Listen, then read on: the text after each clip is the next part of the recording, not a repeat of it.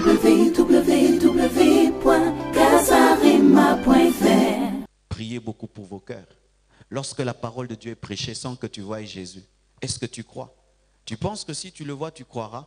Eux, ils ont vu. Mais malgré cela, aussi, ne négligez jamais la capacité persuasive du diable. Sans Dieu, vous ne pouvez pas tenir devant le diable. Parce que s'il peut convaincre des gens qui ont vu le règne de Jésus, qui ont vu des gens qui étaient enlevés revenir et régner sur terre, mais malgré cela, ils ne désirent pas le ciel. Il faut faire très très attention. Pour voir plus de vidéos chrétiennes en exclusivité, tapez www.casarema.fr. Seigneur, bénis ta parole, bénis ces enseignements, que les écailles tombent des yeux, que les sourds entendent ta parole, que les aveugles spirituels voient et que les âmes soient sauvées ce soir. Atteins ton but, Saint-Esprit, au nom de Jésus-Christ. Amen. Acclamons Jésus.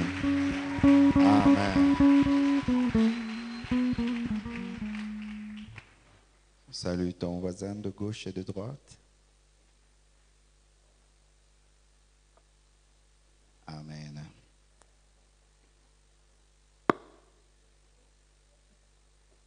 Aujourd'hui, je vais enseigner un enseignement très très capital. Et vraiment, en préparant cet enseignement, je me suis rendu compte qu'il y a tellement de choses à dire. Est-ce que vous me donnerez 15 minutes de plus? Un débordement prévu de 15 minutes? Ça vous va? Merci beaucoup. Nous sommes en train de parler des événements eschatologiques. Eschatologique, c'est pas, faut pas que ça vous effraie. Eschatologique, ce sont des événements qui touchent à la fin des temps. Amen. J'avais déjà enseigné il y a longtemps sur l'enlèvement, mais je vais revenir dessus, toujours les vendredis. Je vais vraiment bien enseigner calmement, en profondeur, l'enlèvement, de sorte que chaque fidèle de cette église puisse maîtriser ces enseignements très, très importants. Et je veux enseigner aussi sur la tribulation en profondeur. Et j'avais déjà enseigné sur l'Armageddon, n'est-ce pas? C'est ça? Déjà? Ça va, je reviendrai un jour sur l'Armageddon. Mais pour évoluer, aujourd'hui, je vais enseigner sur le millénium. Tu peux dire à ton voisin, millénium. Encore? Amen. Nous lisons la Bible dans Apocalypse 20, versets 1 à 10, et puis 11 à 15.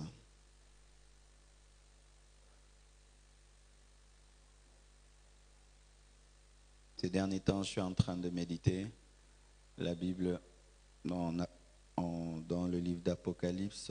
C'est un livre que tu peux lire 1000 fois, tu trouveras toujours des nouvelles choses. Amen. Apocalypse 20, versets 1 à 10.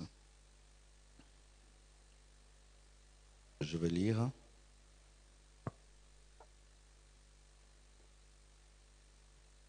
Puis je vis descendre du ciel un ange qui avait la clé de l'abîme et une grande chaîne dans sa main. Il saisit le dragon, le serpent ancien, qui est le diable et Satan, et le lia pour 1000 ans. Nous voyons que ce n'est pas Jésus qui a même jeté Satan dans l'abîme pendant 1000 ans, mais c'est un ange, et il n'a même pas de nom. Amen. Ça révèle à quel point le diable est faible, parce que c'est même un ange non griffé qui l'a jeté dans le trou. Amen. Un ange, on dit seulement, j'ai vu un ange. Amen. Hein? C'est-à-dire que Satan, un ange seulement a pris Satan et l'a jeté dans un trou. Il l'a enchaîné 1000 ans. Il ne pouvait rien faire. Ce n'est même pas Michael ou Gabriel. Donc, tout ce que Satan fait aujourd'hui, c'est parce que seulement Dieu le laisse faire. Mais si seulement Dieu décide maintenant, c'est fini. C'est seulement un ange seulement qui va le jeter en prison. Donc, tu ne dois même pas avoir peur de lui. Amen. S'il y a un livre que le diable n'aime pas lire, c'est l'Apocalypse. Parce que ça lui parle de ce qu'il sera, sa fin. Il y a des démons qui quittent les corps en lisant le livre d'Apocalypse. Il y a un homme qui faisait délivrance, si les démons résistent, il prend le livre d'Apocalypse, il commence à dire c'est moi. Puis je vis descendre du ciel un ange, et puis qui a mis Satan en prison. Il le jeta dans l'abîme. Et quand on dit l'abîme, ce n'est pas l'enfer. Amen. Est-ce qu'on a dit l'enfer? Non. C'est-à-dire que lorsque le diable sera lié pour 1000 ans, il n'ira pas en enfer. Il ira dans une prison spirituelle qui l'empêchera d'agir, de tenter les gens, de causer des problèmes sur la terre, mais ce ne sera pas encore l'enfer.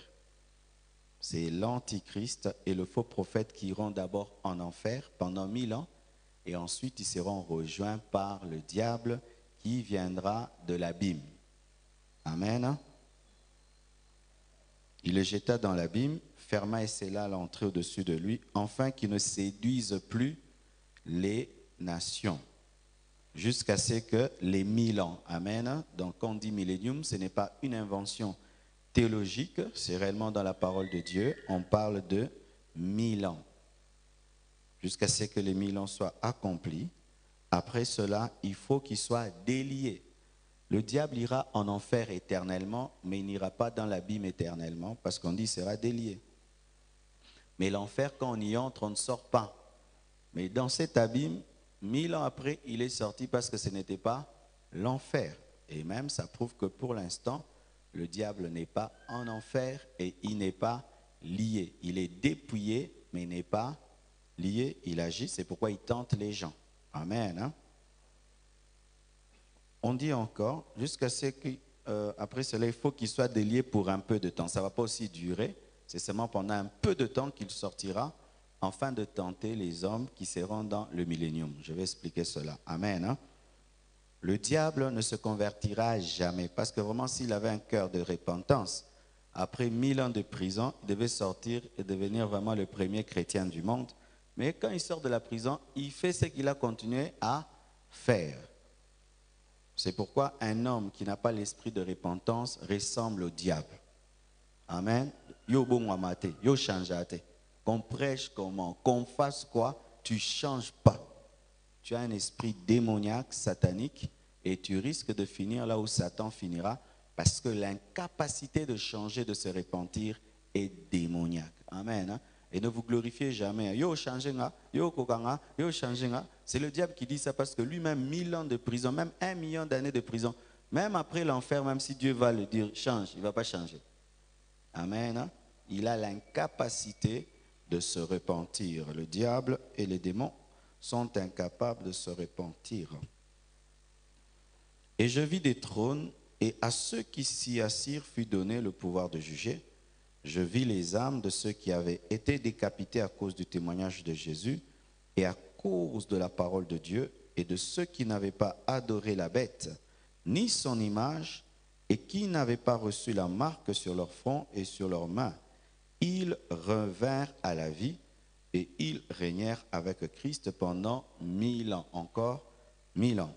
Les autres morts ne revinrent point à la vie jusqu'à ce que les 1000 ans soient accomplis. C'est la première résurrection. Heureux et saints ceux qui ont part à la première résurrection. La seconde mort n'a point de pouvoir sur eux. Vous connaissez la seconde mort, c'est quoi? C'est quoi? La seconde mort, c'est quoi? C'est l'enfer. Amen. L'enfer, la seconde mort n'a point de pouvoir sur eux, mais ils seront sacrificateurs de Dieu et de Christ, et ils régneront avec lui pendant 1000 ans. Nous sommes à l'étude biblique. Il faut écrire les versets, il faut avoir un bic, il faut avoir un cahier. Qu'est-ce que le millénium? Le millénium, c'est un terme latin. Ça vient du latin. C'est un terme latin qui signifie 1000 ans. Quand on dit millénium, ça veut dire 1000 ans en latin. On l'applique à la période pendant laquelle Christ, après son retour, fera régner sur la terre la justice, l'amour et la paix. C'est une période. Le millénium est une période pendant laquelle Christ va régner sur la terre. Il y a la venue de Jésus-Christ comme agneau, il est venu mourir et nous sauver. Il y a la venue de Jésus-Christ comme époux, il vient pour l'enlèvement en secret pour prendre l'Église. Mais il y a encore la venue de Jésus-Christ comme lion, et là il vient pour régner sur la terre pendant 1000 ans. Amen. Dans le millénium, Jésus, après l'enlèvement, après qu'il ait enlevé l'Église, reviendra 7 ans après pour régner sur la terre. Il va trouver la guerre de l'Armageddon dont j'ai parlé. Il va détruire l'armée de l'Antichrist. Il va jeter l'Antichrist et le faux prophète dans le feu. Il va prendre par un ange, Lucifer va le jeter dans un feu pendant 1000 ans. Et ensuite, il va régner sur la terre. Et ce sera un règne de justice, d'amour et de paix sur la terre. Le millénium, c'est sur la terre. Ce n'est pas au ciel. Amen. Écoutez maintenant. Beaucoup de gens aiment spiritualiser toute parole de Dieu. Ils spiritualisent le fait que Moïse a divisé en deux la mer Rouge. Ils spiritualisent le fait que Jésus est marché sur l'eau. Ça s'est passé réellement. La mer Rouge s'est ouverte et réellement Jésus-Christ a marché sur l'eau. Et ensuite, on peut spiritualiser cela, mais nous devons d'abord respecter la parole de Dieu et croire que cela s'est fait réellement. Et pour le millénium, ce n'est pas d'abord spirituel, ce sera un règne réel, physique sur la terre. Amen. Hein? Pas spirituel. Parce qu'il y a des gens qui disent que nous sommes dans le millénium spirituellement. Non, le millénium a lieu sur la terre. Amen. Mais il faudrait savoir que le millénium n'est pas éternel. Amen. Hein? C'est une période de 1000 ans. Donc après 1000 ans, ça prend fin. Amen. Parce que les témoins de Jéhovah enseignent un millénium éternel. Le millénium n'est pas éternel. Le millénium est une période de 1000 ans après laquelle Dieu passera à autre chose, au jugement dernier. Après le millénium, il y aura le jugement dernier où les boucs qui seront à la gauche de Jésus-Christ seront jetés dans le feu et les brebis qui seront à sa droite et qui auront leur nom inscrit dans le livre de vie iront dans la nouvelle Jérusalem céleste. Le millénium n'est pas la nouvelle Jérusalem céleste. Amen. Et pendant combien de temps? La Bible nous dit 1000 ans. Écoutez ceci. Il y a 3 doctrines sur le millénium. Pour vous qui aimeriez aller étudier un jour à l'école biblique, aller faire la théologie, vous devez toujours poser cette question dans cette école avant d'étudier. Et quand même quelqu'un prêche l'eschatologie, il faut lui poser cette question avant qu'il enseigne, parce que dans le domaine de l'eschatologie, il y a plusieurs doctrines et plusieurs tendances. Voici la première tendance en matière du millénium. Ce sont des gens qu'on appelle les amillénaristes. Les amillénaristes. Amillénaristes. Les amillénaristes disent qu'il n'y aura pas de règne de Christ sur la terre après la mort. L'enlèvement, c'est le jugement dernier est fini. Pour eux, après l'enlèvement, on part et tout est fini. Il n'y a pas de Jésus-Christ qui revient sur la terre pour régner sur la terre pendant 1000 ans. Et moi, je crois, avant que je puisse maîtriser l'eschatologie, sans le savoir, j'étais un amillénariste parce que je n'avais aucune connaissance du millénium. Je pensais qu'après l'enlèvement, tout s'arrêtait là, c'était la fin du monde. Amen. Et il y a beaucoup de gens qui sont des amillénaristes, ils pensent qu'après l'enlèvement, ce sera la fin. Ce qui est faux, car la Bible, nous avons lu la parole de Dieu, après l'enlèvement, il y aura la tribulation de 7 ans et l'Armageddon. Après l'Armageddon, il y aura le millénium. Après le millénium, il y aura le jugement dernier. Après le jugement dernier, il y aura l'enfer et il y aura la nouvelle Jérusalem céleste. Amen. Deuxième tendance dans le domaine du millénium. Ce sont les personnes qu'on appelle les post-millénaristes. Les post-millénaristes. Les premières, ce sont les amillénaristes, celles qui nient l'existence du millénium. Mais il y a aussi les post-millénaristes.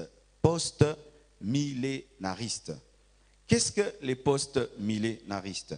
Ce sont des personnes qui disent que le millénium viendra avant l'enlèvement. Post-millénaristes, ils disent que nous sommes déjà dans le millénium. Et je vous dis, beaucoup de prédicateurs américains sont des post-millénaristes. Beaucoup de prédicateurs américains sont des post-millénaristes. La plupart qui prêchent que la prospérité, qui prêchent la domination de l'Église aujourd'hui, la plupart qui prêchent la domination des chrétiens aujourd'hui sont des post-millénaristes qui disent que nous sommes déjà dans le millénium, nous sommes déjà dans le règne de Christ, nous régnons maintenant. Lorsque vous entendez quelqu'un dire tout le temps « je règne maintenant avec Christ »,« je règne maintenant », ce sont souvent des post-millénaristes qui disent que le millénium précède l'enlèvement, que l'Église entre d'abord dans le millénium pendant 1000 ans et ensuite vient l'enlèvement. Mais lorsque je vais vous expliquer les choses qui se passent dans le millénium, vous allez comprendre que nous ne sommes pas dans le millénium. Amen. Hein? Nous ne sommes pas dans le millénium, mais ce sont des grands théologiens, et je tais les noms, de peur que tu sois scandalisé, certains grands serviteurs de Dieu aux États-Unis dans le domaine de l'eschatologie sont des post-millénaristes. C'est pourquoi ils veulent à tout prix que les chrétiens soient des millionnaires, ils veulent à tout prix que les chrétiens soient des milliardaires, ils veulent à tout prix que les chrétiens soient des présidents de la République, ils veulent à tout prix que les chrétiens soient haut placés partout, parce que pour eux, maintenant, c'est déjà le millénium. C'est vrai, nous devons aspirer à des grandes choses, aspirer à la richesse, aspirer à l'élévation, non pas parce que c'est le millénium, parce que Dieu peut le faire. Amen. Maintenant, voici la troisième tendance, c'est ma tendance, c'est ce que je crois, c'est ce que j'ai appris, c'est les prémillénaristes. Les prémillénaristes. Ce sont ceux qui disent que le millénium viendra après l'enlèvement. Que le millénium viendra après l'enlèvement. Ce sont ceux qui disent que ceux qui disent que nous serons d'abord éprouvés avant l'enlèvement. Il y aura la persécution pour eux. L'Église sera d'abord éprouvée, passera par la persécution pour être purifiée. Après avoir été purifiée, l'Église sera enlevée. Après l'enlèvement, l'Église va connaître ce qu'on appelle les noces de l'agneau au ciel, pendant que sur la terre, il y aura la tribulation. Et après la tribulation, l'Armageddon. Après l'Armageddon, le millénium. Après le millénium, le jugement dernier. Après le jugement dernier, l'enfer ou la nouvelle Jérusalem céleste. Et pour ma part, c'est la doctrine la mieux fondée bibliquement. C'est la doctrine, parce que si quelqu'un dit que nous sommes dans le millénium, eh bien, vous allez voir que bibliquement, ça ne colle pas. Je vais vous donner des précisions. Donc, dans cette église, nous sommes des prémillénaristes, c'est-à-dire nous croyons au millénium, mais après l'enlèvement, nous ne croyons pas au millénium avant l'enlèvement, mais nous croyons au millénium. Donc, nous ne sommes pas des amillénaristes, nous ne sommes pas des post-millénaristes, nous sommes des prémillénaristes. Amen.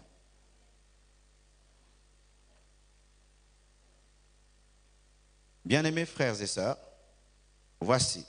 Comment est-ce que le millénium sera instauré? Comment est-ce que le millénium sera instauré?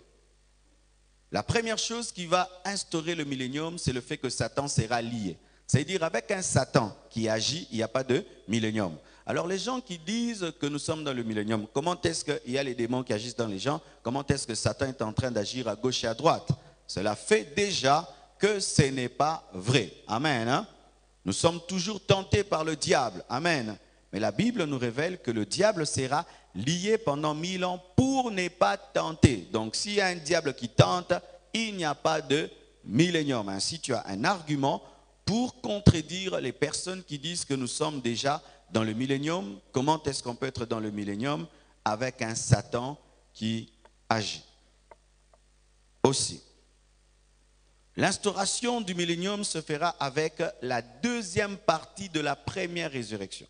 Retenez cela, la deuxième partie de la première résurrection. On a lu cela dans Apocalypse 20. Qu'est-ce que la première résurrection et qu'est-ce que la deuxième résurrection? Suivez-moi. La première partie de la première résurrection aura lieu lorsque Jésus-Christ reviendra pour enlever l'Église. Lorsqu'il va enlever l'Église, la Bible dit que les morts en Christ ressusciteront premièrement. Ça, c'est la première partie de la première résurrection. Et la deuxième partie de la première résurrection aura lieu lorsque Jésus-Christ reviendra pour régner sur la terre.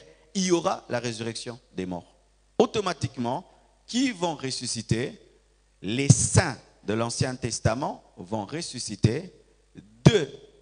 Tous les martyrs de la tribulation vont ressusciter pour régner avec Christ dans le millénium. C'est ça la deuxième partie de la première résurrection. Je me répète. La première résurrection a deux parties. La première a lieu lors de l'enlèvement. La Bible nous dit que lorsqu'il y aura l'enlèvement, Jésus-Christ se tiendra dans les airs et au son de la trompette de Dieu, les morts en Christ ressusciteront premièrement. Et la deuxième, c'est lorsque Jésus-Christ maintenant viendra pour établir son règne sur la terre, le millénium. Avant qu'il le fasse, il y aura aussi la résurrection des saints de l'Ancien Testament parce qu'ils ont eu la promesse de régner avec Christ, et aussi la résurrection des persécutés, des martyrs de la tribulation, parce que l'Antichrist va tuer beaucoup de gens qui vont refuser de prendre la marque de la bête sur le front et sur la main. Ces personnes seront ressuscitées. Amen. On a lu ça, n'est-ce pas? D'accord? Et la deuxième résurrection, c'est la résurrection pour aller en enfer. Amen. Hein? La seconde résurrection, c'est la résurrection de toutes les personnes qui ont existé depuis le temps d'Adam jusqu'à la fin du millénium. Ces personnes seront ressuscitées et seront appelées les boucs. Amen. Hein? Et ce sont elles qui iront en enfer. Ce sont elles qui vont connaître la seconde mort. C'est pourquoi la Bible dit « Heureux ceux qui ont part à la première résurrection, parce qu'ils ne connaîtront point la seconde mort. » C'est comme s'il y a comme un repêchage dans la première résurrection. Il y a ceux qui passent en première session lors de l'enlèvement, mais il y a d'autres qui sont rattrapés après être morts et refusant d'adorer l'Antichrist.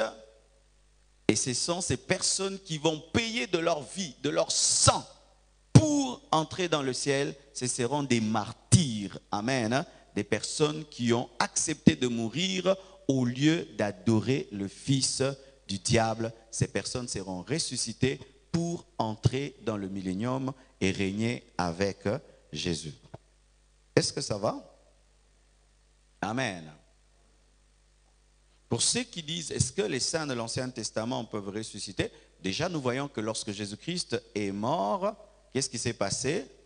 Il y a eu les saints qui se sont promenés en Israël. Cela s'est fait réellement. Cela était l'ombre des choses à venir qui allaient être concrétisées lors de la venue de Jésus-Christ comme lion.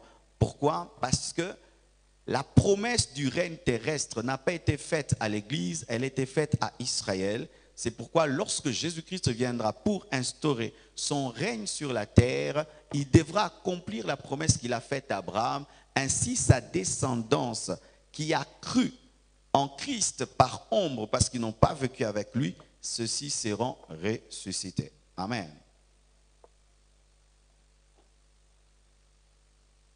Voici encore sur l'instauration du millénium. Première chose, retenez, Satan sera lié. Deuxième chose, il y aura la deuxième partie de la résurrection d'entre les morts. Et retenez ceci, la première résurrection est la résurrection d'entre les morts, mais la seconde résurrection est la résurrection des morts. On dit résurrection d'entre les morts lorsque certains morts ressuscitent et laissent d'autres dans le séjour de mort. Mais lorsque tous les morts ressuscitent, ce n'est plus la résurrection d'entre les morts, c'est la résurrection des morts. La première résurrection dans sa première et sa deuxième partie, c'est la résurrection d'entre les morts. Mais la deuxième résurrection n'est pas la résurrection d'entre les morts, c'est la résurrection des morts. Parce que tous les morts ressuscitent pour être jugés. Alléluia. Voici encore. Il y aura ce qu'on appelle le jugement des nations. Et là, j'aimerais que vous puissiez lire la parole de Dieu dans Apocalypse 6, verset 8.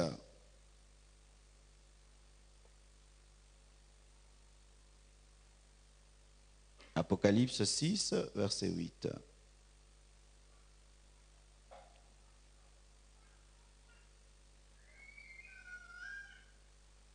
Je regardais, voici, parut un cheval d'une couleur verdâtre. Celui qui le montait se nommait la mort, et le séjour de mort l'accompagnait. Le pouvoir leur fut donné sur le un quart, dites le un quart de la terre, pour faire périr les hommes par l'épée, par la famine, par la mortalité et par les bêtes sauvages. Amen. Aussi, nous lisons Matthieu 25, versets 31 à 46. Matthieu 25, 31 à 46.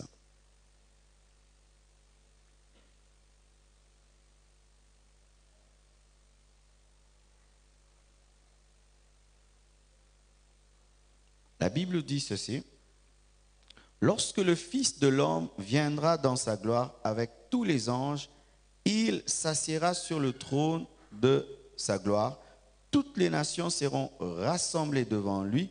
Il séparera les uns d'avec les autres, comme le berger sépare les brebis d'avec les boucs. Écoutez ceci. Cette parole prouve ceci, qu'après l'enlèvement, les hommes continueront à exister. Lorsque nous serons enlevés sur la terre, les païens vont rester, les faux chrétiens vont rester, n'est-ce pas? Lorsque nous reviendrons pour régner avec Jésus-Christ sur la terre, nous allons trouver des gens. C'est vrai qu'ils viendront de la tribulation, mais la Bible nous montre que la tribulation ne va pas tuer tout le monde. La Bible dit que le 3/4, le 1/4 périra, mais le 3/4 ne périra pas. Alléluia. C'est dire que la guerre, la famine frappera le 1/4 de la terre, mais le 3/4 restera vivant. C'est ce qu'on appelle les nations. Et donc, lorsque l'Église viendra avec Christ, nous trouverons des païens sur la terre et ce sont eux que nous allons juger. Alléluia. Quand on dit que nous allons régner avec Christ, ce n'est pas au ciel qu'on va régner sur d'autres frères et qu'on va régner sur les anges. Non, ce sera sur les païens que nous trouverons lorsque nous reviendrons après l'enlèvement pour régner sur la terre avec notre roi, car nous serons des reines. Alléluia. Nous serons l'organe judiciaire de Dieu. Alléluia. Ainsi, les païens qui, malgré la tribulation, survivront, subiront le règne de l'Église et le jugement. Alléluia. Écoutez ceci. Les hommes seront jugés par l'Église, mais sachez que le fait de juger les nations ne fera pas de nous des hommes terrestres, parce qu'il y a des gens qui pensent que le fait de revenir sur la terre et régner et juger les nations fera de nous des terrestres. Non, nous serons des êtres célestes mais régnant sur la terre, comme les anges qui sont célestes mais ils opèrent sur la terre. Pourquoi? Si l'Église, après l'enlèvement, revenait sur la terre pendant 1000 ans et redevenait terrestre, donc lorsque le diable sera délié pour tenter, il nous tentera aussi. Alors qu'en Christ, enlevé, le diable n'a plus d'emprise sur nous. Nous serons des célestes régnant sur la terre, comme Jésus aussi sera céleste régnant sur la terre. Comme les anges sont célestes et ils opèrent sur la terre. D'accord? Car si l'Église, après l'enlèvement, revenait sur la terre pour régner, et que nous habitons sur la terre, ferons-nous des enfants, nous marierons-nous avec ceux que nous trouverons sur la terre? Non. Nous serons une classe à part. Alléluia. La classe des enlevés. Amen. Hein? Mais nous serons ceux qui régneront sur la terre, et là, en fonction des œuvres que nous avons faites. La foi te sauve, mais les œuvres te récompensent. Ainsi, celui-ci règne sur un quartier, l'autre règne sur un pays, l'autre règne sur tel continent. Alléluia. Nous régnerons en fonction des œuvres que nous avons faites en Christ. C'est pourquoi tout ce que vous faites aujourd'hui aura de l'impact dans votre éternité, car vous régnerez en fonction de vos couronnes. Et la couronne est déterminée par les œuvres que tu as faites en Christ, la récompense que tu as eue en Christ. C'est pourquoi celui qui se convertit sans servir Dieu sera seulement dans le millénium. Mais celui qui se convertit et qui sert sera grand dans le millénium. C'est pourquoi les apôtres seront parmi les grands dans le millénium. Alléluia. Ce seront des colonnes dans le millénium. Est-ce que vous comprenez ça? Alléluia. C'est important que vous sachiez, parce que la vie chrétienne ne s'arrête pas à ce que nous faisons ici. Ça, ce n'est qu'une partie de la vie chrétienne. Amen. Hein? Tout ne s'arrête pas à avoir une maison, voiture. Non, il y a plus que cela. Il y a régner sur les nations, juger les nations. Alléluia. Écoutez ceci, mes frères et sœurs. Quelles sont les caractéristiques du millénium? Dis à ton voisin, justice, paix et bonheur. Lorsque vous lisez Psaume 45, versets 7 à 8, la Bible nous parle du millénium comme étant un règne de justice. Il n'y aura point d'injustice dans le millénium. Pourquoi? Le juste juge Jésus-Christ sera là. Amen. Hein? Ce sera un règne de justice, parce que Jésus ne peut diriger dans l'injustice. Psaume 45, versets 7 à 8. 2. Ce sera un règne de paix, car il n'y aura aucune guerre pendant 1000 ans. Amen. Hein? Fini les guerres. Il n'y aura pas de guerre pendant 1000 ans. Psaume 72, 3 jusqu'à 7. Psaume 72, 3 jusqu'à 7. Un règne de paix, car il est le prince de paix. Pendant le millénium, il n'y aura pas de guerre. Maintenant, les gens qui nous disent que nous sommes dans le millénium, avec toutes ces guerres qu'il y a, alléluia, avec toutes les guerres qu'on a aujourd'hui, tu peux nous dire que nous sommes dans le millénium. Des chrétiens même qui sont tués dans des églises. Amen. Hein? Et ils disent que c'est le millénium. Ça, c'est quel genre de millénium? Le millénium est caractérisé par la justice, par la paix. Troisième, le bonheur, la prospérité. Amen. Hein? Ésaïe 8, verset 23. Comment il y a des chrétiens qui sont pauvres, vous dites qu'il y a le millénium. Alléluia. Des chrétiens qui sont malheureux, vous dites qu'il y a le millénium. Dans le millénium, il n'y a point de pauvreté. Amen. Hein? Il y a le bonheur, il y a la prospérité dans le millénium. Ésaïe 8, verset 23. Amen. J'aimerais qu'on lise quelque chose de particulier dans le millénium. Dites longévité et santé. Lisez un peu avec moi Ésaïe 65, 23, 20, 22 et 23. Dans le millénium, il y aura la longévité et la santé. Eux qui disent qu'ils sont dans le millénium, ils meurent à 70 ans. Amen. Hein? Ils ont roté à millénium, au Koufin, 45 ans. Non. Mais sachez que ce n'est pas encore la nouvelle Jérusalem céleste. Hein? Amen. Hein? Je ne parle pas de la nouvelle Jérusalem céleste, je parle du règne terrestre de Jésus-Christ qui est le vestibule ou le couloir qui mène à la nouvelle Jérusalem céleste. Amen. Ésaïe.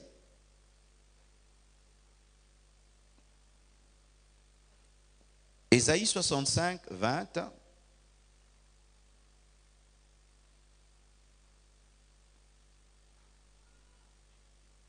La Bible dit ceci. Il n'y aura plus ni enfants, ni vieillards qui n'accomplissent leur jour. Oh, dites Amen. Mais ça ne nous concerne pas parce que nous, on sera enlevés. Sachez ceci que dans la Bible, toutes les promesses ne sont pas à toi. Certaines promesses dans la Bible sont seulement pour les Juifs. D'autres promesses dans la Bible sont seulement pour les nations. D'autres promesses dans la Bible ne sont que pour ceux qui vont être dans la tribulation. D'autres promesses ne sont que ceux qui seront les nations dans le millénium. Mais toi qui seras l'église, ce n'est pas à toi. Tu vas seulement le voir dans les autres, mais toi tu es déjà éternel. Mais eux, ils auront la longévité.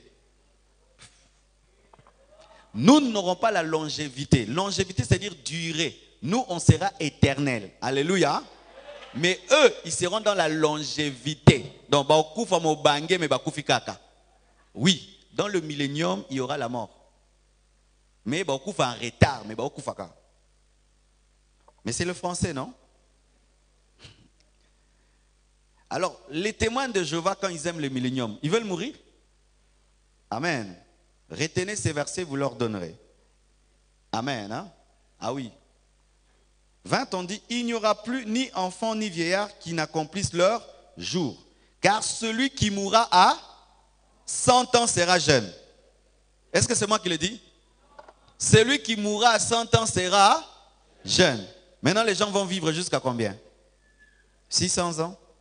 Nous sommes à 1000 ans. Nous sommes 800 ans. Est-ce que c'est moi qui le dis? Celui qui mourra à 100 ans sera jeune. Et le pécheur âgé de 100 ans sera maudit. C'est-à-dire que le millénium ne sera parfait. Il y aura aussi des pécheurs. Là, il y a un niveau. Hein?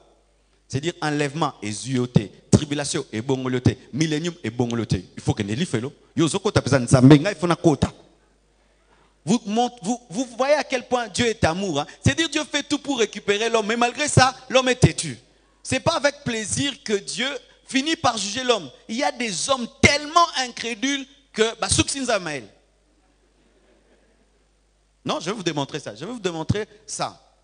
L'effort de Dieu à sauver l'homme. Non, Dieu vraiment a fait l'effort. Vous imaginez lorsqu'Adam et Ève ont péché, ils n'ont même pas prié. Dieu vient, on va arranger. Dieu lui-même vient. Lui-même les aide à se couvrir. Quel amour. Alléluia. Si tu vas en enfer, ce n'est pas la faute de Dieu, c'est ta propre faute. Je t'assure. Si tu vas en enfer, ce ne sera pas la faute de Dieu, parce que Dieu aura tout fait afin de te sauver. Et on dit quoi? Ils bâtiront des maisons et les habiteront. Donc il y aura des maisons. Ils planteront des vignes et en mangeront le fruit. Ils ne bâtiront pas des maisons pour qu'un autre les habite. Ils ne planteront pas des vignes pour qu'un autre en mange le fruit, car les jours de mon peuple seront comme les jours des arbres. Les arbres ont combien d'années? Alléluia. Il y a des arbres qui ont 200 ans, 300 ans. Comme les jours des arbres. Et mes élus jureront de l'œuvre de leurs mains. Amen. Hein? La longévité. Acclamons le Seigneur. Cela nous enseigne ceci, que dans le millénium, la puissance de la mort sera grandement diminuée. Pas effacée, grandement diminuée. Mais elle ne sera pas enlevée, grandement diminuée. Bien-aimés frères et sœurs, ce millénium va affranchir même les plantes et les animaux. Dieu est aussi le créateur des plantes et le créateur des animaux. Et la Bible dit que la création tout entière attend avec un ardent désir la manifestation des fils de Dieu. Cette parole-là que nous disons souvent s'accomplira dans le millénium. Car il y a des versets qui ont des rebondissements. C'est-à-dire qu'ils s'accomplissent et s'accomplissent et s'accomplissent. C'est comme la promesse de Joël 2.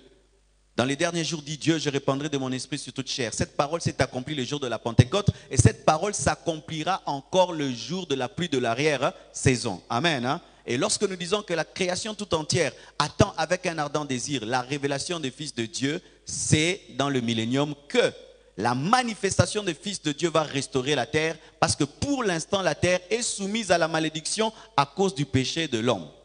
Ainsi, il y aura des arbres qui vont pousser et chaque saison donneront des fruits. Amen. Lisons. Genèse, Ésaïe 55, verset 13. Ésaïe 55, verset 13, la restauration de la nature. Vous savez que cette nature souffre à cause de nous. Vous voyez même le réchauffement de la planète. Amen. Hein? Jugement. Ésaïe 55, verset 13. Vous y êtes? On y va. Au lieu de l'épine s'élèvera le cyprès. Au lieu de la ronce croîtra le myrte. Et ce sera pour l'Éternel une gloire, un monument perpétuel impérissable. Lorsque Adam et Ève ont péché, les ronces et les épines ont poussé. Mais dans le millénium, les ronces et les épines seront enlevées. Alléluia. Il n'y aura plus d'épines, il y aura des roses sans épines.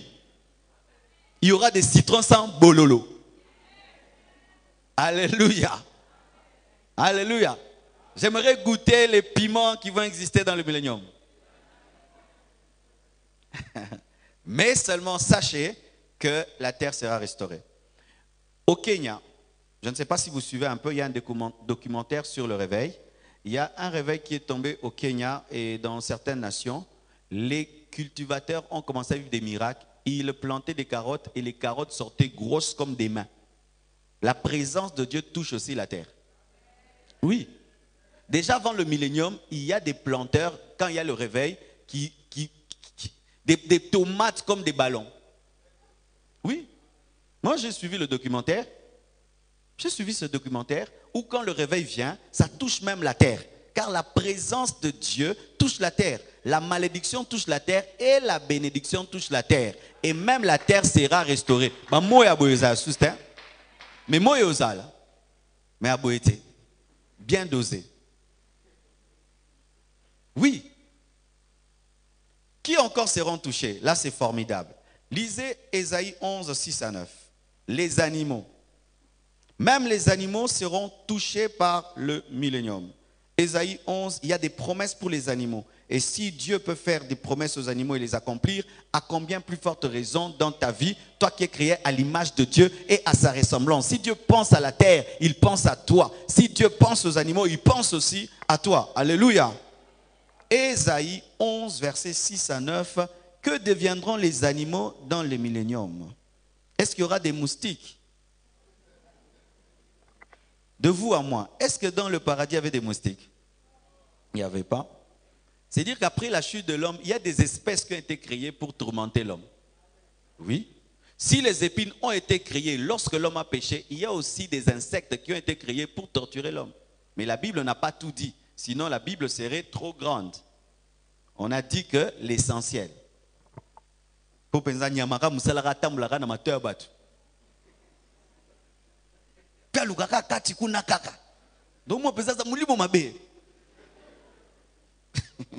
que Pongé a bien. Mais non, il ne faut pas ça.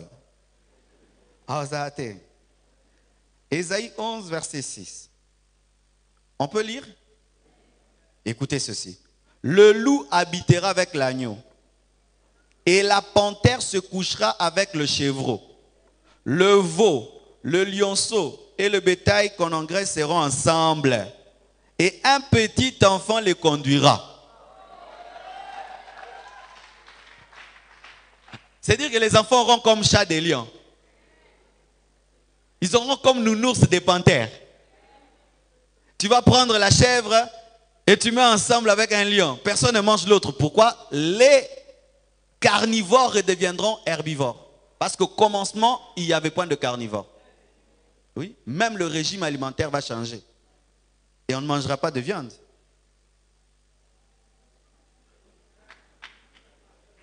Vous allez voir que dans le millénium, on parle des fruits, des fruits, des fruits, des fruits, des fruits, des fruits. On ne parle pas de viande. Parce que le premier régime de l'homme au commencement n'était pas un régime carnivore.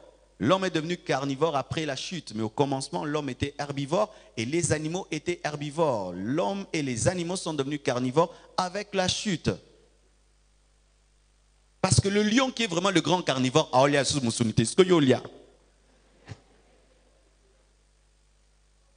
moi, il ne faut pas mettre le cela pour épée dans mon manza. Alléluia. Combat. Alléluia. Même le régime alimentaire dans le millénium sera changé. Amen. Mais sachez que le millénium ne sera pas la perfection. Maintenant, écoutez ceci, très très important. Quelle sera la place d'Israël dans le millénium? Qu'est-ce que sera la place d'Israël dans le millénium? Première chose, Israël redeviendra le premier peuple de Dieu sur la terre, car il n'est plus le premier peuple de Dieu sur la terre, n'est-ce pas? Pendant même que je prêche ces choses, eux, ils ne comprennent pas ces choses, alors qu'ils sont les fils d'Abraham. Mais le millénium fera que Israël redevienne le premier peuple de Dieu sur la terre. Deutéronome 28, verset 1. Deutéronome 28, verset 1.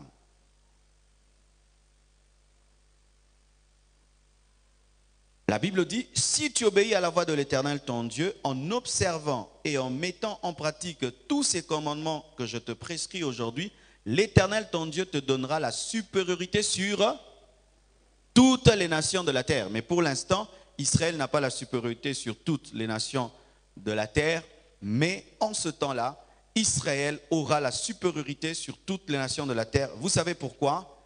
Écoutez ceci. Les Juifs ne croyaient pas en Jésus-Christ parce que Jésus-Christ n'est pas venu comme ils l'ont voulu. Eux attendaient un Messie qui va venir dans la gloire, dans les honneurs, les délivrer du joug des Romains. Mais comment est-ce que Jésus vient? Il naît d'une vierge, il naît dans la famille d'un charpentier. Ils n'ont pas pu croire en lui. Il est venu trop simplement pour qu'ils puissent croire en lui parce qu'eux attendaient qu'il soit même plus glorieux que David, plus glorieux que Salomon. Mais lui qui est plus que Salomon vient comme fils de charpentier. C'est pourquoi les Juifs n'ont pas cru en lui. Et jusqu'aujourd'hui. Mais que nous dit la Bible? Ça, j'avais enseigné pendant qu'on a enseigné sur l'Armageddon. La Bible nous dit que l'Antichrist va attaquer les Juifs. Pourquoi? Parce que lorsque toutes les nations de la terre vont commencer à adorer l'Antichrist, l'Antichrist ira jusque dans le temple à Jérusalem se déclarer Dieu. Alors les Juifs, même s'ils ne sont pas chrétiens, eux, ils n'adorent que l'Éternel seul. Amen. Hein? Alors ils vont dire non, tu ne peux pas te déclarer Dieu. Seul Elohim est Dieu. Alors la persécution d'Israël va commencer. L'Antichrist va décider de raser de la terre tout Israël, tuer tous les Juifs. C'est ainsi qu'il y aura la coalition des puissances, des armées contre Israël. C'est ce qu'on appelle l'Armageddon. Et lorsque Israël, parce que c'est l'une des plus grandes puissances militaires au monde aujourd'hui, ils vont croire en eux parce qu'ils ont tellement gagné des guerres. Les Juifs, ils sont terribles, ils sont peu nombreux, mais ils gagnent la guerre contre tout le monde. Alors, pris de cet orgueil, ils vont croire aussi qu'ils pourront vaincre la coalition de l'Antichrist contre eux. Mais là, la Bible nous révèle que la moitié d'Israël périra. Ils seront tués, décimés. C'est alors qu'ils vont crier vers Jésus.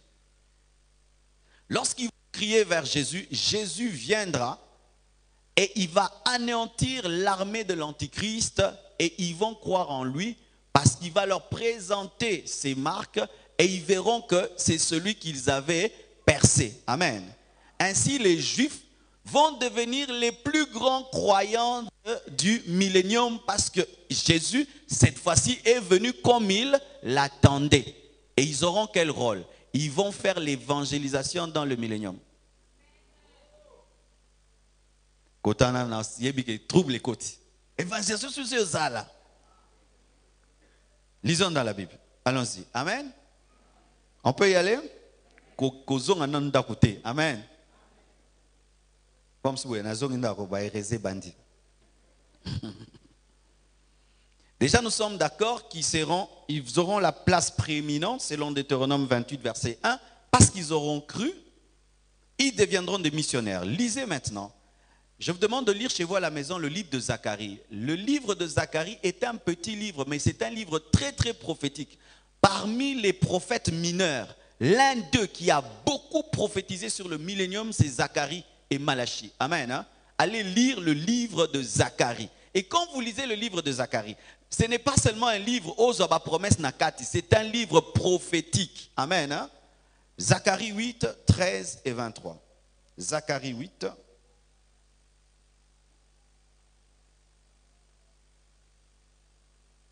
Là, nous cherchons quoi? Voir si Israël réellement sera missionnaire dans le millénium. Zacharie 8, verset 13. Vous y êtes? Écoutez maintenant ceci. De même que vous avez été en malédiction parmi les nations, maison de Juda et maison d'Israël, de même je vous sauverai et vous serez en bénédiction. Amen. Hein? Ne craignez pas et que vos mains se fortifient. De même vous avez été en malédiction, de même vous serez une source de bénédiction pour les nations. Amen. Lisons encore 23, toujours dans Zacharie 8, verset maintenant 23. Écoutez maintenant ceci. Ce passage souvent mis au sale là on m'a bé. Il y a un passage net au Iba. Ainsi parle l'Éternel des armées. En ce jour-là, amen, hein? C'est-à-dire dans le futur, 10 hommes de toutes les langues des nations saisiront un juif par le pan de son vêtement et diront, nous irons avec vous car nous avons appris que Dieu est avec vous. Ça aura lieu dans le millénium. Amen. Hein? Aussi. Jérusalem deviendra la capitale mondiale.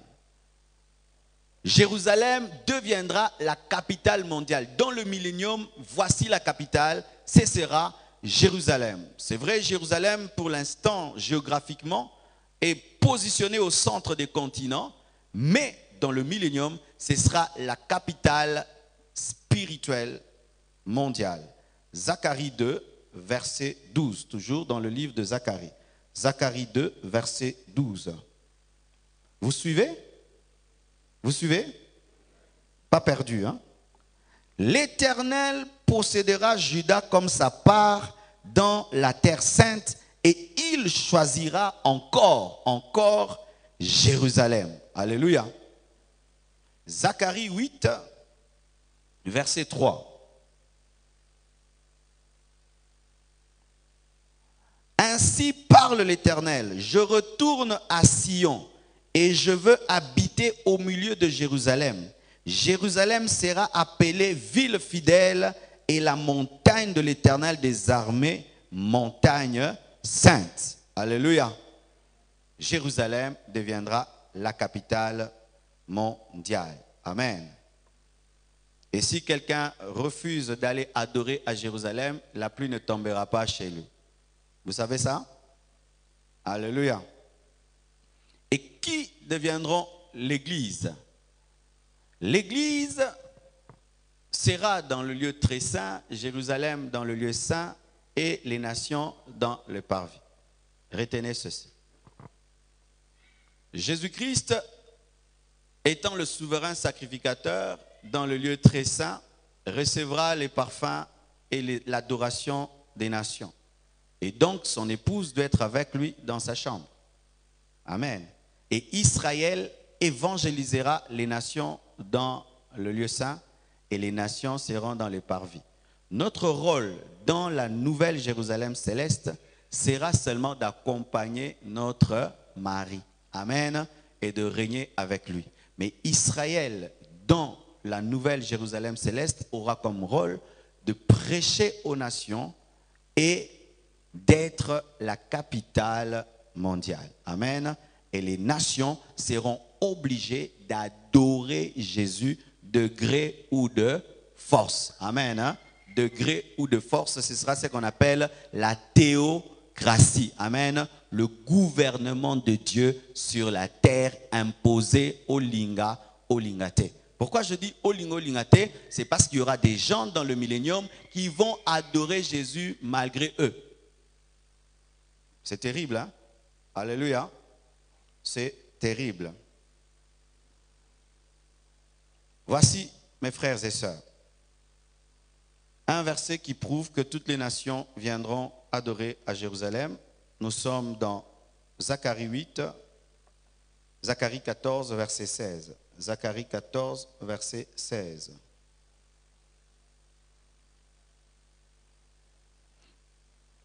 Tous ceux qui resteront de toutes les nations venues contre Jérusalem monteront chaque année pour adorer le roi, l'Éternel des armées, et pour célébrer la fête des tabernacles. Ce sera une adoration obligatoire et imposé. Et si tu ne le fais pas, il ne pleuvra pas chez toi. Amen. Écoutez ceci. Beaucoup d'hommes se convertiront dans le millénium, et la Bible le prouve, je vous ai lu, plusieurs tiendront un juge pour dire, nous avons vu que Dieu est avec vous, mais sachez que le millénium ne sera pas parfait.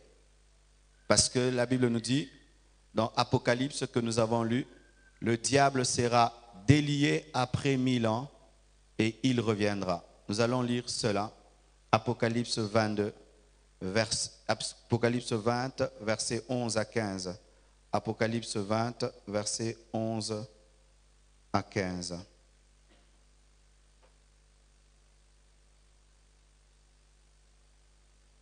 La Bible dit ceci. Puis je vis un dragon, un grand trône blanc. Non, je commence au verset 7. Apocalypse 20, verset 7.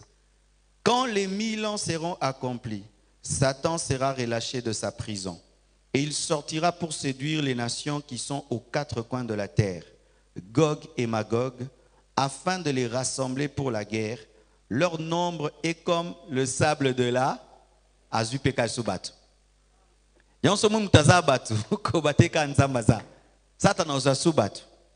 Ils seront nombreux comme le sable de la terre. Ça sous plein. Mais où tu appuies? Prison. Alléluia. C'est pourquoi au Congo ne se peut étonner. Quelqu'un vient de la prison. C'est terrible, hein? Ils montèrent à la surface de la terre. Ils l'écoutent. Et ils investirent quoi? Le camp des saints et la ville bien. Ils vont attaquer Israël. Ils vont attaquer la ville sainte. Mais quoi? Mais un feu descendit du ciel et les dévora. Et le diable qui les séduisait fut jeté maintenant où? Dans l'abîme? Dans les temps de feu et de soufre. Où sont qui? Où il va rencontrer ses fils. Au lieu que lui inaugure le feu, ce sont ses fils qui inaugurent. Il y a Kouti Bango déjà Basika 1000 ans. Un escroc grave. Où sont la bête et le faux prophète? Ils seront tourmentés jour et nuit pendant 1000 ans? Non. Au siècle des siècles. Amen. Bien-aimés frères et sœurs, cela révèle, l'amour de Dieu, la patience de Dieu envers l'homme. Cela révèle la fidélité de Dieu parce que Dieu n'oublie jamais ses promesses. Il est capable de rester quelqu'un afin d'accomplir à son égard ce qu'il avait dit à son arrière-arrière-grand-parent. Mais cela révèle aussi la dureté du cœur de l'homme. Amen. Faites très attention à vos cœurs. Amen. Hein? Faites très attention à vos cœurs. Vous savez, souvent, frères et sœurs, nous nous disons, si je commence à voir ça, je vais me convertir. Si je vois ça, je vais me convertir. Si Dieu m'apparaît de telle manière, je vais me convertir. Ces gens-là ont vu le millénium. Un lion devenir comme un chat. Ils ont vu les épines disparaître. Ils ont vu un règne de paix, de justice, tout. Malgré cela, Satan vient. Il les tente et ils sont nombreux. Aussi, ne négligez jamais la capacité persuasive du diable. Sans Dieu, vous ne pouvez pas tenir devant le diable. Parce que s'il peut convaincre des gens qui ont vu le règne de Jésus, qui ont vu des gens qui étaient enlevés, revenir et régner sur terre, mais malgré cela, ils ne désirent pas le ciel. Il faut faire très très attention. Bien-aimés frères et sœurs, nous disons que Jésus revient bientôt. Donc, il se peut que certains au milieu de nous doivent déjà beaucoup prier pour leur cœur. Car si Christ revient maintenant, directement ce sera la tribulation pendant 7 ans. Après 7 ans, ce sera le millénium. Et donc, vous pouvez vous retrouver, après avoir raté l'enlèvement, vous vous retrouvez dans la tribulation. Et après cela, vous vous retrouvez dans le millénium et vous croyez en Satan. Priez beaucoup pour vos cœurs. Lorsque la parole de Dieu est prêchée sans que tu voies Jésus, est-ce que tu crois? Tu penses que si tu le vois, tu croiras? Eux, ils ont vu. Mais malgré cela, ils étaient aussi nombreux que le sable de la mer. Ça, c'est terrible. Voici encore, bien-aimés. Dans la simplicité de ce message, il y a un esprit éternel capable de te convertir et de te transformer. J'ai testé ces enseignements sur mon fils s'est converti. Parce qu'il est possible d'être fils de pasteur, mais d'être païen. Moi, mon fils s'est converti dimanche. Ah oui, Oracle s'est converti dimanche. Dimanche, quand je suis rentré à la maison, Oracle est venu dans ma chambre. Et il a commencé à me poser des questions sur le ciel, le paradis. Dieu m'a dit, parle-lui. Ne tiens pas compte que c'est un enfant. Parle-lui comme tu parles aux fidèles. J'ai commencé à lui parler de tout ça, mais selon le langage des enfants. Il a commencé à crier, non, ce sera comme ça le paradis. J'ai dit oui. Et au ciel, ce sera comment? Maintenant, on va commencer à se promener. Non, tu penses seulement à quelqu'un, tu es là où tu es. Ah, comme Superman. Oui. Mais maintenant, là-bas au ciel, maintenant, on va se séparer. Non, tu seras toujours avec tes amis s'ils vont au ciel. Ah non, je dois aller au ciel. C'est comme ça le ciel. Oh, explique-moi encore. J'ai senti la présence de Dieu et son cœur s'ouvrir à l'évangile. Et puis je lui ai dit, mais maintenant tu sais que si tu ne vas pas au ciel, tu iras ailleurs. Où? Dans le feu pour toujours. Eh non, non, non, non, non. Moi, il faut que j'aille au paradis. On fait comment pour aller au paradis? Ah, poteau vide. Ah oui, hein? Parce que si nous ne nous donnons pas à sauver nos enfants, ils seront des païens. Amen. Ce n'est pas parce que quelqu'un est enfant de pasteur qu'il est enfant de Dieu. Vous, toi qui es fils de pasteur, attention. Et je dis, si tu le reçois, il va entrer dans ta vie. Il dit, il va entrer dans ma vie. Comment? Je dis, agenouille-toi. Il s'est agenouillé. Je dis, répète tout ce que je veux dire. Il a répété, Seigneur Jésus, tout.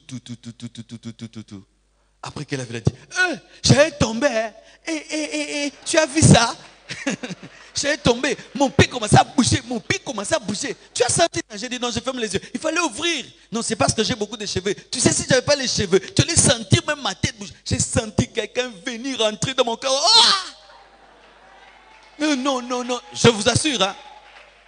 Et puis quand sa mère est venue, j'ai senti ceci, j'ai senti cela. Mais il faut que tu fasses aussi à Choukrani. Tu dois faire ça à Chiffre pour qu'il soit aussi au paradis avec moi. Bien-aimés frères, sœurs. Un enfant a été sensible à l'éternité. C'est quand j'ai compris que l'esprit de l'homme est divin. Quand il entend l'évangile, il sait, ça c'est de Dieu. Il n'a pas tout compris, mais son esprit a saisi. Et puis après, je lui ai dit, mais toi frère, tu viens de te convertir, tu n'as pas prié. Il est allé dans la chambre, il a fermé, s'est agenouillé. Jésus, tu es le roi des rois. L'esprit lui apprend déjà à prier. Il y a un colossal, mais la thèse grave. Je ne lui ai pas appris à prier. Il a commencé à prier. Et aujourd'hui, il vient, pendant que je préparais les enseignements, il entre dans mon bureau. Il dit, mais papa, mais toi, tu ne pries pas. Pourquoi? Tu es sur ta chaise. Est-ce que tu as prié avant d'être sur ta chaise? Je dis, oui, je prie toujours. Tu pries? Ça va, on prie encore.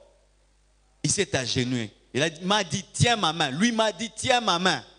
Et lui-même a commencé à prier. Jésus, tu es le roi des rois. J'aimerais que ton nom soit écrit sur tous les buildings de Kinshasa. Parce que tu es le roi des rois. Oh, toi que j'ai reçu dans mon cœur, garde-moi, bénis-moi. J'ai dit, c'est comme ça, ma casse, tu as un bon labino. Et moi, bon, ratako bon maman. Ah, je vous assure. Et c'est devenu une autre personne. Une autre personne. Tu sens que la sémence de l'évangile est en train de prendre forme. Ceux qui ne kebeb saban. Et bien aimés frères et sœurs, c'était seulement en partageant ces choses sur le paradis, sur le ciel, qu'il a compris qu'il devait aller au ciel. Est-ce que vous avez compris que vous devez aller au ciel? Est-ce que vous avez compris que vous ne devez jamais abandonner Jésus? Parce que ces choses s'accompliront certainement. Aujourd'hui même, sans l'évangile, je peux même revenir un jour, vous prouver scientifiquement que les scientifiques sont en train de démontrer la Bible. Savez-vous que la plupart d'entre eux sont en train de dire qu'il y aura la fin du monde? La plupart des scientifiques disent entre 2050 et 2100, cette terre va disparaître si l'homme ne change pas ses habitudes. Et nous savons que l'homme ne peut changer ses habitudes que s'il accepte Jésus. Les scientifiques sont en train de le dire. que cette terre va disparaître. Comme le dit l'Apocalypse, ils sont en train de confirmer l'Apocalypse. Savez-vous, bien aimé, qu'aujourd'hui dans le monde, il y a des bancs de poissons, c'est-à-dire plein de poissons qui meurent et on les retrouve au bord, au large de la mer. Des oiseaux qui tombent d'eux-mêmes. Même la chaleur qu'on a aujourd'hui, ce n'est pas normal. Vous savez ça? Ce n'est pas normal. Les banquises qui disparaissent. Il fait de plus en plus froid et de plus en plus chaud. Les déserts deviennent plus grands. Comme si la terre était en train de nous faire un signal. Faites attention, ce monde va passer. Ce monde est devenu comme un habit en lambeaux, déchiré. L'homme s'y accroche, mais le monde est en lambeaux. Frères et sœurs, plus que jamais, nous, les hommes de cette génération, nous devons croire en la Bible. Plus que même Paul, plus que même Pierre. Parce que nous vivons leur prophétie. Nous vivons leur prophétie. Est-ce qu'ils pouvaient imaginer que le monde pouvait être pécheur à ce niveau-ci? Bien aimé, même nous qui sommes au Congo, nous ne savons pas le niveau du péché qui est arrivé dans le monde. Hein? Bien aimé, quand j'arrive au Luxembourg, les fidèles m'ont invité manger dans un hôtel, dans un restaurant. Vous savez, pendant qu'on est en train de préparer à manger, le serveur vient nous dire, il dit, j'ai entendu, on a cité le nom de pasteur, mais sachez que d'ici là, un stripteaseur va danser. J'ai dit, quoi? Oui, c'est l'anniversaire d'une fille, un homme va enlever ses habits pour elle. C'est-à-dire que tu vas à Aldar, et puis un homme vient. C'est pas que c'est un restaurant où on fait ça. Non, c'est un restaurant normal, mais une maman, le jour où sa fille a 17 ans, comme cadeau à Pessier, que non, un homme costaud. Et j'ai dit non, maintenant on a vivre.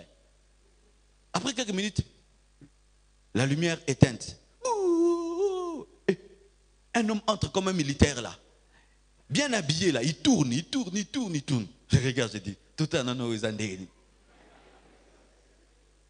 Et puis il va vers une table là. Les gens, mais comment c'est que ça place? Et puis il commence à enlever sa chemise. Ben, c'est un homme, ça ne me dérange pas. Il enlève la chemise. Et puis regarde le polo. Il prend la tête de la jeune fille, il la met dans son polo. Et puis il va enlever le polo. Je dis, on sort. On est sorti. Ça a pris des minutes et des minutes. Je ne sais pas comment il a fini. Hein? Et là-bas, beaucoup d'infirmes. Vous savez pourquoi il y a beaucoup d'infirmes là-bas? Ils se marient entre eux, frères et sœurs, cousins et cousines, pour que l'héritage n'aille jamais en dehors de la famille. Il y a un mois où il y a plus de 80 suicides. Une période précise. Et ils disent que c'est un esprit qui sort des châteaux, des vieux châteaux, qui ressurgit et qui amène les gens à se tuer. Frères et sœurs, le monde, ce n'est pas le Congo. Ce monde est en train de pourrir à un niveau. Ce monde est mûr pour le jugement de Dieu. Et si le jugement de Dieu ne tombe pas sur ce monde, vous savez pourquoi? C'est parce que nous sommes là. Le jour seulement que nous serons enlevés, vous verrez ce qui va se passer. Et je vous supplie, ayez part à la première résurrection ou à l'enlèvement. Mais la deuxième, voici. La deuxième partie de la première résurrection n'est pas sûre. Pourquoi? Parce que certains ne supportent pas déjà la souffrance maintenant. Déjà, les petites souffrances de ce temps-ci te font pécher. Les petites souffrances de ce temps-ci t'amènent à abandonner Dieu, à remettre en question même si Dieu t'aime. Et tu penses que maintenant, si tu ratais l'enlèvement, et il y a le règne de l'Antichrist, et c'est interdit, tu ne peux pas étudier, tu ne peux pas travailler, tu ne peux pas vendre si tu n'es pas dans le fichier. Parce qu'en soi, quand on dit, personne ne pourra vendre ni acheter s'il n'a pas la marque de la bête. C'est-à-dire qu'il y aura un système satanique qui va répertorier toutes les personnes qui croient en l'Antichrist. Et quand tu ne crois pas, tu es comme quelqu'un qui n'a pas de papier. Tu deviens comme un sans-papier. Et comme en Europe, si tu n'as pas de papier, tu ne travailles pas, tu n'as rien, Et ce sera comme ça. Est-ce que toi, tu peux supporter ça? D'être un sans-papier mondial. Tu amènes ta carte distributeur, ça te refuse, ça ne te connaît pas. Tu vas dans un magasin, tu veux passer, la porte ne s'ouvre pas. Tu veux entrer dans un avion, l'avion ne s'ouvre pas. On ne te connaît pas, tu n'existes pas. Toute cette organisation technologique qu'il y a aujourd'hui, Par ton email, on a ton numéro. Par ton numéro, on a tout sur toi. Tu peux perdre un téléphone. Quand tu achètes un autre, toutes tes photos, tu les retrouves. Tout est connu sur toi. Tout, on te connaît de A à Z. Tu me donnes ton numéro, je le mets seulement dans mon téléphone. Du coup, ton Viber sort, ton WhatsApp sort, même ta photo sort et ton email sort. Vous pensez que cette surveillance-là, elle est vaine? Non, c'est une préparation systématique vers la marque de la bête. Bien-aimés, vivez tous les jours comme si vous allez mourir aujourd'hui. Vivez tous les jours comme si Jésus revient aujourd'hui. Ne demeurez jamais dans un péché conscient. Ne demeurez jamais. Ne dormez jamais sous l'emprise de la colère. Ne dormez jamais dans un... Ne le faites jamais. Car il peut se faire que Christ revienne pendant que tu dors. Parce que c'est sûr que lorsqu'il viendra, il y aura toujours des gens qui vont dormir à cause du décalage horaire. Il fera toujours nuit quelque part. Oui, parce que nous ne serons pas tous 8 heures. Nous ne serons pas tous 16 heures. Nous ne serons pas tous à l'église. Certains seront samedi, d'autres seront dimanche. Je vous en supplie, frères et sœurs. Ne venez pas à l'église pour perdre votre temps. Parce que vous qui venez à l'église, vous serez plus jugés que les gens qui ne viennent pas à l'église. Si quelqu'un, par exemple, bien-aimé, il apprend que la moitié de son quartier a disparu. Lui, il est païen. Il va dire, Likamonini. Mais toi qui es chrétien, tu as le verset. Tu sais ce qui est arrivé. Est-ce que tu pourrais être heureux de savoir que j'ai raté, c'est qu'on m'enseignait parce que je n'ai pas pris au sérieux? L'une de mes forces dans ma vie chrétienne, ce sont ces enseignements. Ces enseignements que je vous donne, je les ai écrits il y a des années. Des années, ça a été ma force, ma base, mon espérance. Et je vous prie, frères, de prendre cela au sérieux. Beaucoup de gens, quand ils entendent les enseignements sur l'eschatologie, viennent seulement pour avoir la connaissance, abétaba révélation, athée à danger, bah mon docteur. Ça ne sert à rien. Tu peux être docteur de l'eschatologie, mais tu es dans la tribulation. Et si ces enseignements ont pu faire fondre le cœur d'un petit enfant qui ne comprend pas tout, alors vous qui êtes des adultes, alors aujourd'hui, je fais un appel sérieux.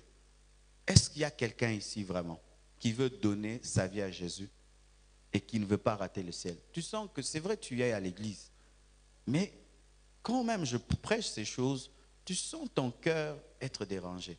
C'est un mauvais signe. C'est un mauvais signe d'être dérangé quand on prêche un tel enseignement. C'est Dieu qui te dit, mon fils, fais attention. Nous fermons nos yeux et je prie à ces personnes de s'approcher. Approchez-vous. Que Dieu vous bénisse. www.casarema.fr